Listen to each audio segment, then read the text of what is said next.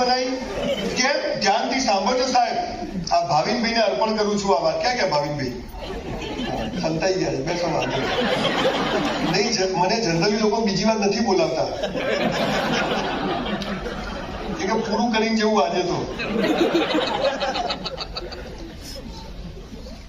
તો પાછો સંસારમાં આવી ગયો ને મસ્ત કપડા બપડા સીવડાય સેટ બ્લુમાં જઈને મેં કીધું હવે જીવો ભાઈ. કેમ?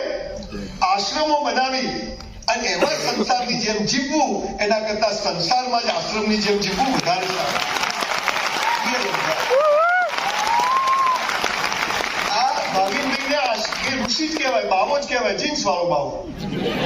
આપણા ધોળા પહેરીને બેઠા એ જ છે બધા.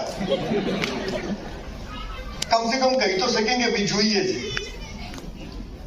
બહુ મોટી વાત છે.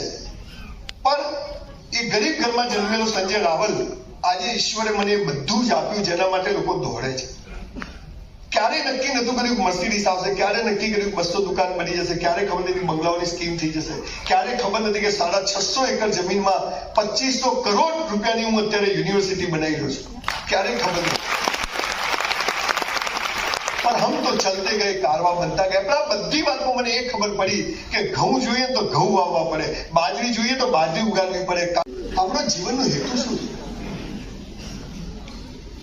સુરતમાં આવે ને લગ્ન થઈ જાય, આખા વરાછામાં ફરે, લાયો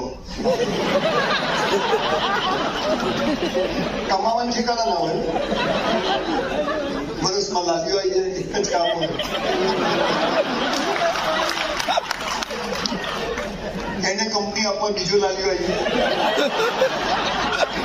પછી ઘરમાં એક ડોસી હોય, લાગ્યો યાદ ને એટલે બીજો આવે પાછો. પછી કે પૈસા પડ્યા ને, પછી કમાવાનું ઠેકાણું ના હોય, લગ્ન કરે.